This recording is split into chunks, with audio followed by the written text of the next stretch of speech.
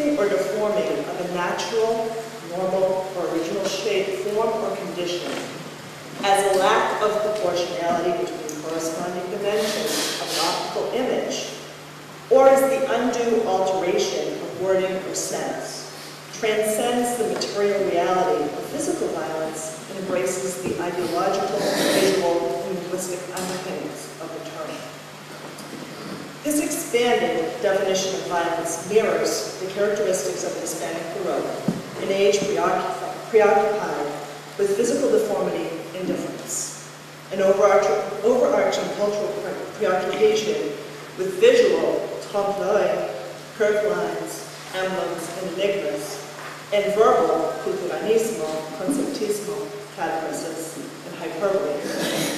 Distortion are part and parcel of a period concerned not only with how knowledge was obtained, but also with how it was controlled and disseminated.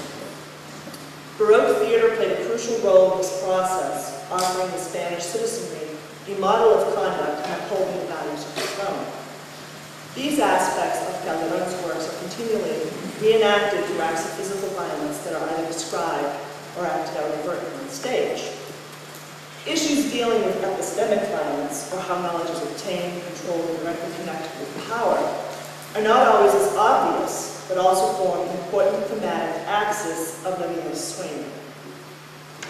On many levels, the use of physical violence and punishment as spectacle in the works of Calderon represent what Hannah Arendt describes as a flagrant manifestation of power typically associated with Western concepts of modernity.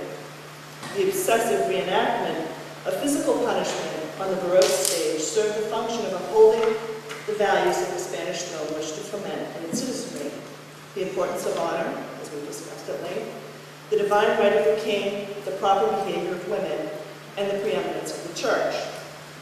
Women who overstep their boundaries are brought under control by the end of the play, whether they deserve it or not. The king's authority is restored and dissident voices are silenced. However, recent critics like O'Connor have suggested that many comedias simultaneously subvert and uphold traditional Spanish values, and I quote, "It upholds them most clearly and explicitly in Calderon's theater, where the old chivalric and aristocratic mores are paraded before the public as vital social forces capable of addressing Spain's apparently insurmountable problems. It subverts them in the very same theater by testing those same aristocratic mores in the face of their ability to respond to and to validate human experience." A closer examination of the use of epistemic violence and two of its textual counterparts, the two that I will be focusing on, visual enigma and catachresis, in La Vida Sueño, will illustrate not only how Calderon's text systematically questions the limits of representation and the inopia of language, but will also demonstrate how, by exploring the connection between knowledge and violence, Calderon sheds light on the conflict between symbolic violence, which we talked about yesterday a little bit, and with soft violence, and individual human experience. In short, I will demonstrate that Spain's most famous Baroque playwright often uses physical violence to perpetuate hegemonic constructions of gender and the dominant religious ideology in 17th century Spain, while relying on the violence inherent to visual enigma, language, and epistemology to present the philosophical conundrum of knowledge-based violence. The conflict between individual human experience and modernity has become the focus of postmodern philosophy, postcolonial theory, and cultural studies. These theories contend that in the name of reason and the acquisition of knowledge, modernity produces alterity or otherness by systematically excluding forms that are hybrid, ambiguous, polyvalent, but that cannot be articulated in terms of binary oppositions. This model carries with it an inherent form of violence because it suggests that there is one monolithic, unquestionable truth, and that other ways of thinking, representing, being, seeing, and speaking are simply not valid. Many critics, such as Pierre Bourdieu, Barthes, and Michel Foucault, have studied how violence is intimately related to power structures, and recent scholars in the field of sociology and psychology have become increasingly more aware of how epistemic violence directly affects the construction of alterity, another topic that we're starting to talk about today, in their respective fields of scientific inquiry. In Can the Subaltern Speak?, Spivak comes to the well-substantiated conclusion that the subaltern cannot speak, and that when she is in a position to do so, she no longer occupies the position of the subaltern.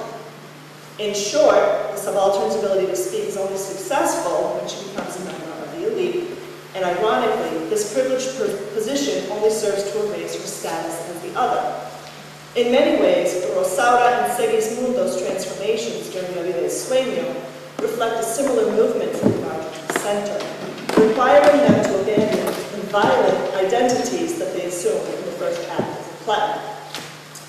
In the first pages of La vida sueño, both Segismundo and Rosaura occupy the position of subaltern, and their otherness is represented in terms of a series of visual enigmas that will need to be resolved or systematically eliminated before the end of the play. Rosaura, a woman dressed as a man, and Segismundo, a prince held prisoner by his own father in the tower, are two characters who are not in their natural, referring back to the definition that I presented at the beginning of the paper, normal or original shape, form, or condition. And the violent acts that lead to their altered states explain their status as hybrid beings. Rosaura arrives dressed as a man because she's been dishonored. Much like the violent hippogriff that hurls her down from the mountain in the opening scene of the play, Rosaura incarnates violence. She is a hybrid being, she is angry, and she is seeking revenge for her dishonor.